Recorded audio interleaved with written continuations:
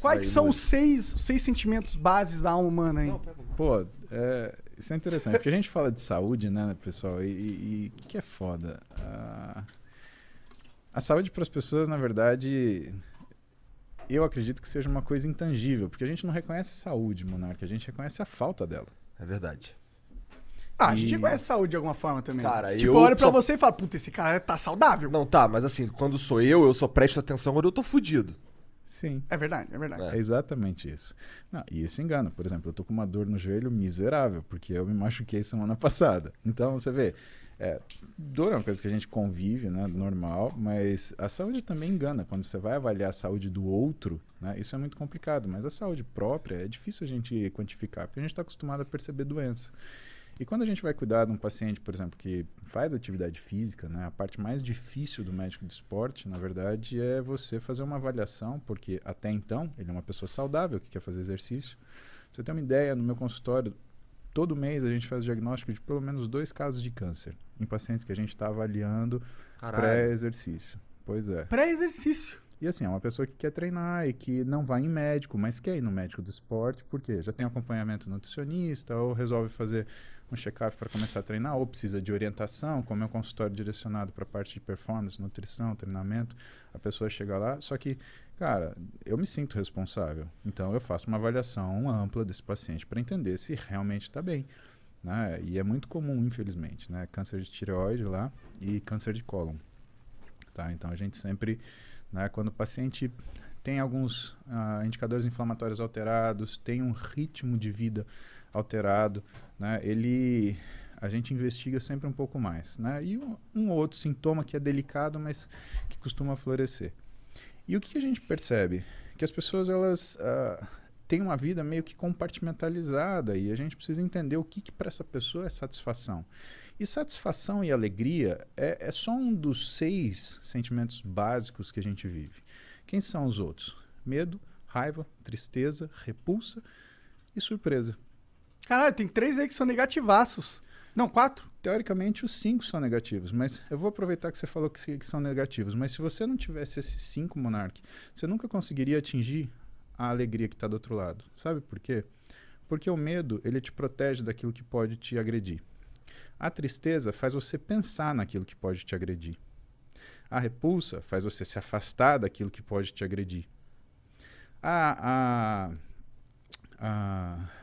Surpresa? A surpresa, ela faz você se preparar para as coisas que pode te agredir. E a raiva faz você se defender daquilo que pode te agredir. E se você não usar essas 5 coisas negativas como ferramentas suas, você nunca vai chegar na alegria. E se você não chega na alegria, você descobre que tem 2 outros sentimentos que são menos elementares, mas que estão presentes na nossa vida, que é a culpa e a vergonha. Culpa é quando você trai os seus valores. E vergonha, quando você trai os valores da sociedade que você é inserido. E nessa mistura, nessa sopa inteira, o que a gente tem que descobrir das pessoas quando elas falam, por exemplo, quero emagrecer, ou então quero ganhar massa muscular? Você precisa descobrir por que essa pessoa quer chegar nisso. Isso é um alvo de discussão minha e da minha esposa muito frequente. Minha esposa é nutricionista, ela é especialista em comportamento alimentar, né? Ela tem uma pós-graduação sobre isso. E a gente discute muito em níveis, né, mais elevados e mais difíceis o que fazem as pessoas serem felizes ou não, o que traz satisfação para elas. O que a gente observa? Que existe uma diferença muito grande entre 2 tipos de pessoas que a gente pode dividir do grupo das pessoas que querem mudar a forma de viver ou a forma de se apresentar. Porque, entenda, o seu físico ele faz parte da sua identidade.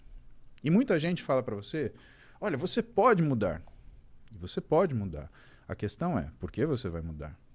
Porque se você muda porque você não gosta de quem você é completamente diferente de você mudar porque você gosta de quem você é e quer melhorar. E o que eu e ela percebemos ao longo desses anos trabalhando? Que quando você tem uma pessoa que gosta de si e quer melhorar, essa pessoa ela começa a fazer uma atividade e ela vai até o final. Ou, que não tenha final, ela se sucede de uma forma progressiva, por isso a palavra sucesso. E quando você tem uma pessoa que não gosta de si, o que acontece? Ela não vai gostar da progressão. E o que vai acontecer então? Ela vai desistir. E o problema não é quem não aceita o desafio? É quem desiste diante dele. Porque o que faz com que você mude alguma coisa é consistência. Caramba, eu viajei aqui, né? Não, tu tá dando uma aula. Caralho, eu eu tô me sentindo merda, tá ligado? Não, velho, pelo amor de Deus, não tô falando aqui. Não. É super interessante isso. E é total. Eu nunca tinha parado pra pensar nesse negócio, né? E eu acho que tem muita gente que não se gosta realmente. É isso que eu tava pensando enquanto você tava falando, sabe? E como que você faz pra se gostar? Tipo, e por que será que as pessoas não se gostam? Como elas descobrem porque elas não se gostam? Cara, eu vou ter que falar outro acrônimo pra você, tá? Então a gente falou dos 6 sentimentos básicos da vida humana, a gente falou de mais 2. Vou falar de uma coisa que a gente chama de RAIN, tá? RAIN, ele é um acrônimo daquilo que tem que ser a sua atitude quando você se vê de frente a um desafio, uma dificuldade ou um problema. O que você faz, né, no seu dia a dia? Primeira coisa, você tem que se confrontar. Né? E aí tem um problema grande que tem muita gente que não se gosta porque evita se confrontar. E a gente precisa confrontar nossos medos, nossas tristezas, como eu falei, nossa repulsa, nossa raiva. Né? A gente precisa olhar para a gente e entender do que a gente quer ou não. Né? E aí vem a gente aprender a falar não, a gente aceitar aquilo que nos desafia. Mas existe uma forma muito técnica de você fazer isso. E é justamente por esse acrônimo. O que é a primeira coisa, RAIN? Reconhecer. Então você olha para aquilo e fala, isso me incomoda. Segunda coisa, aceitar. Você é assim. O meu cabelo é crespo, mas eu gosto de cabelo liso. Mas eu tenho que primeiro aceitar que o meu cabelo é crespo e me sentir bem com ele. Porque aí, quem sabe, eu coloco o cabelo liso e percebo que esse cabelo liso, eu faço um alisamento e percebo que esse cabelo liso, por exemplo, não me agrada tanto quanto eu imaginava. Terceira coisa, investigar. Reconhecer, aceitar e investigar. Por que você vai investigar? Você tem que entender de onde vem aquilo de você. E por último, não identificar. Ou seja, você nunca vai trazer para você. Você é um sentimento ruim, fique aí.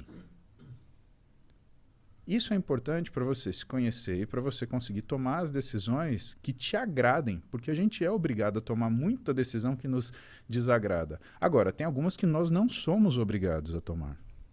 Tem coisa que nós não somos obrigados a ouvir. E a gente tem que limitar esse barulho externo. Até porque a gente fala, não interessa o que os outros falam. Interessa, sim.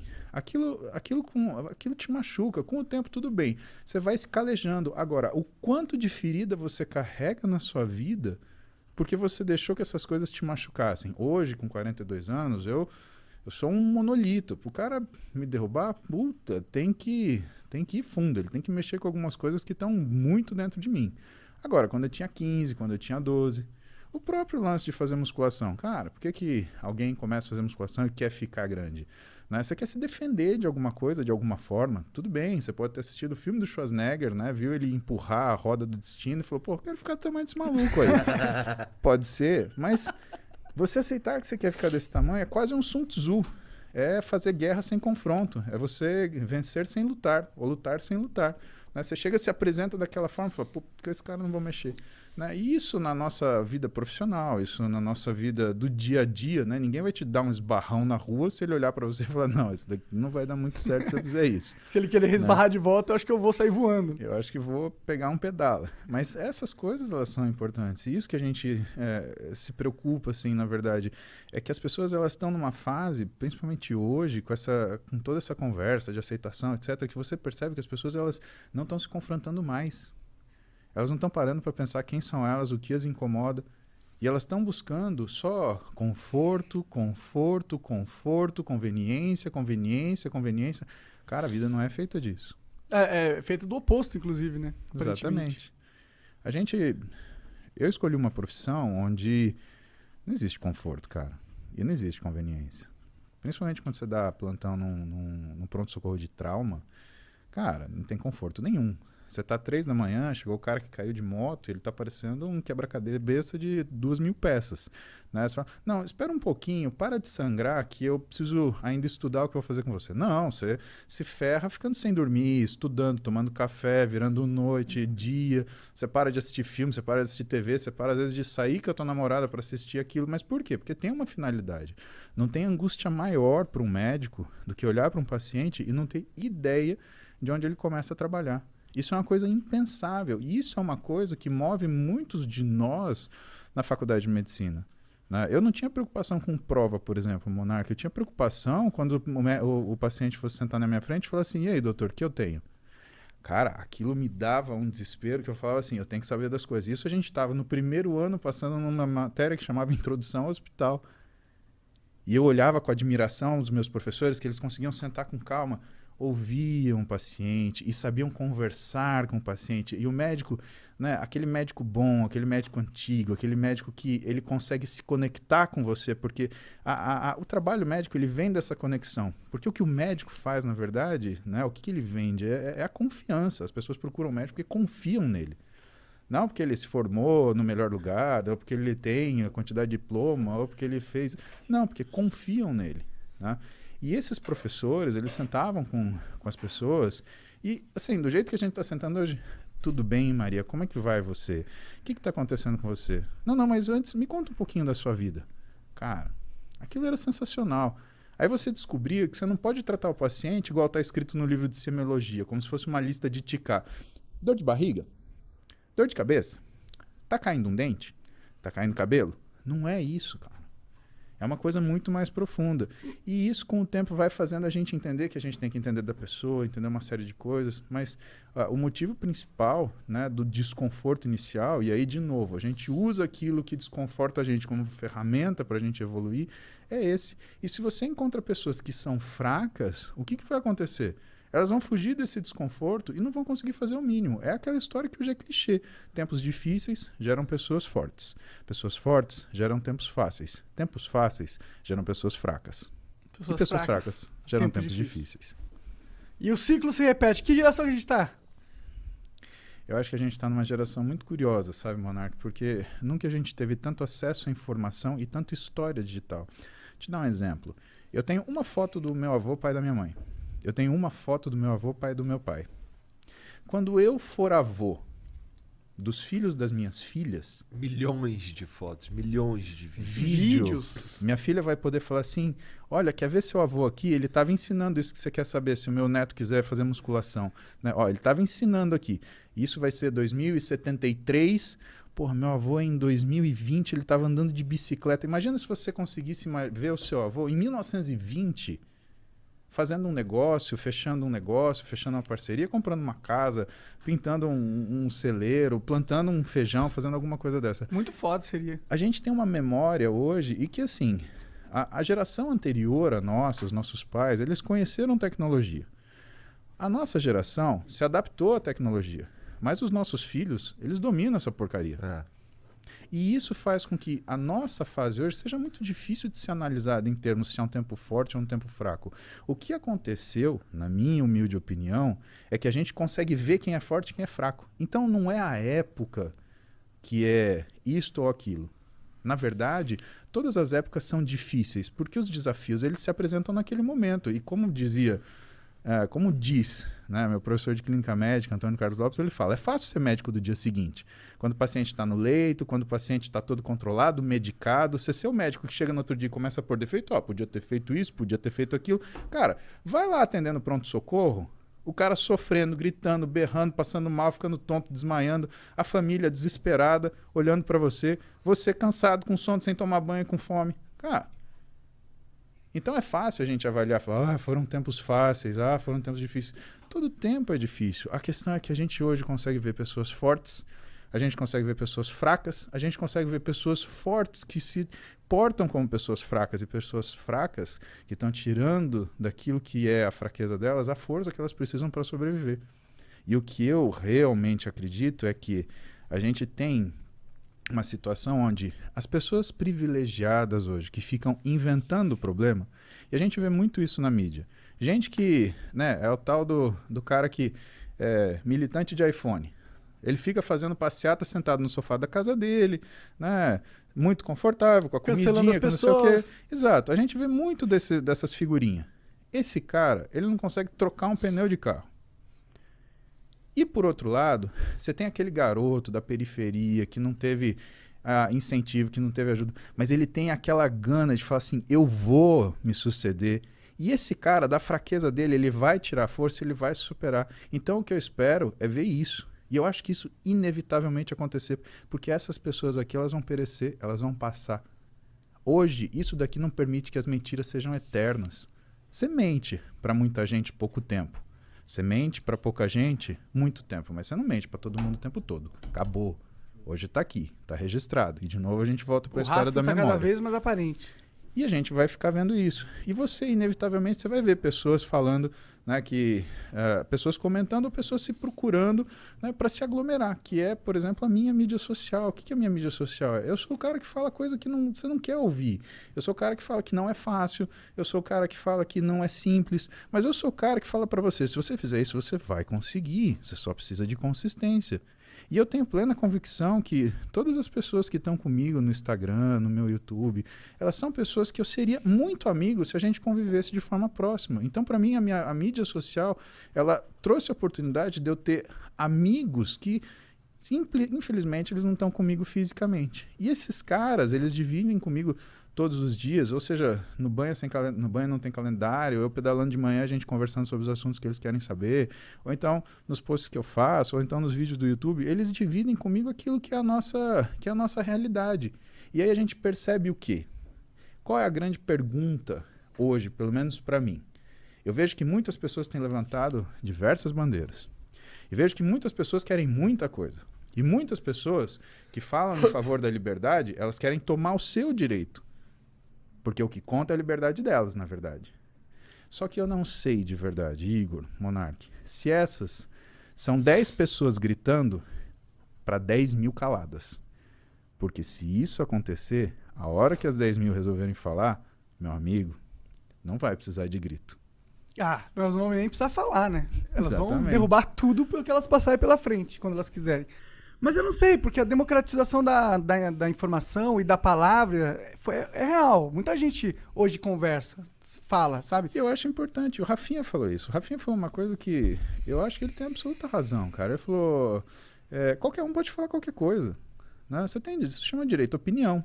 Ah, mas você não é médico, você não vai falar isso, ou você não é, sei lá, político, você não vai falar aquilo. Não, cara, você tem que ouvir o que a pessoa acha. Porque se você não ouvir o que a pessoa acha, você nunca vai conseguir colocar ela no caminho certo. A única coisa que tem que acontecer é respeito. E assim, você saber seu lugar. Vou te dar um exemplo claro hoje sobre essa questão de sabermos o nosso lugar. Eu brinquei com o Júlio, com o Renato, a gente fez aquele desafio dos 60 dias para, sei lá, para eu mudar meu físico como se eu fosse competir. Mas falaram, faz 2 meses, faz uma preparação, a galera quer ver teu físico como é que fica, preparado para a competição. Eu fiz, realmente ficou um físico, né, diferenciado, né? Mas aí o pessoal já começou, não, você tem que competir, você tem que competir, você tem que competir. Eu falei, calma, que eu sou um bodybuilder amador, eu não sou um profissional. Então eu tenho que saber meu lugar por 2 razões. Primeiro, eu tenho um físico estético, não é um físico de competição. E, portanto, se eu for numa competição, não é só a minha expectativa, é a expectativa de todas as pessoas que me amam e que vão subir comigo naquele palco. E eu tô tranquilo em frustrar as minhas expectativas, porque eu topo o jogo. Mas eu ia lamentar demais se eu frustrasse a expectativa, principalmente da minha família. Segunda coisa, os caras que estão competindo ali são atletas. Isso significa que eu até devo respeito a eles. Por quê? Porque se eles são atletas, eu não vou chegar com um físico de estética para falar, olha só, eu acho que o meu físico de estética, ele se equipara ao seu físico de atleta. É que nem o cara que tira racha de final de semana ilegal, ele sentar um dia e falar assim, dá esse carro de Fórmula 1 aí que eu vou pilotar e vou ganhar de todo mundo. Ou aquele bonitão que fica na arquibancada do jogo de futebol, dribla, né? Meu, falar de fora é fácil. E eu não quero ser um cara que fala de fora. Então, eu aplaudo os atletas, felicito eles, mas hoje, vendo a minha situação atual, eu respeito eles, não me colocando para competir com eles e para deixar as pessoas confusas. A gente não tem o direito de confundir as pessoas, porque um físico estético, ele agrada. Um físico atlético, ele nem sempre agrada, mas ele vence competição. E aí fica o grande dilema. Será que eu tenho o direito de complicar a cabeça das pessoas e fazer com que elas achem que aquilo que é uma competição muito específica, ela pode ser orientada por aquilo que é a opinião de pessoas que não estão avaliando o esporte e sim o gosto pessoal? Então isso é um exemplo disso. Entendi. Você, tipo, não quis comprar o hype dos seus fãs e achar que você ia ser o Mr. Olímpia. Eu acho que eu não posso fazer isso, na verdade. Se eu tivesse um físico competitivo, isso é outra coisa. Mas a questão é, hoje, né, chegar num físico competitivo tem uma série de situações que vão gerar e que talvez não sejam boas para mim. Talvez, né, eu vá gastar com isso, do ponto de vista de esforço pessoal, muito mais do que eu Emocional. realmente vou ganhar. Você já é Sim. médico, né? Que é a minha função, que é meu coração, cara. E é um puta médico, né? É o que dizem, pelo menos. Pois é.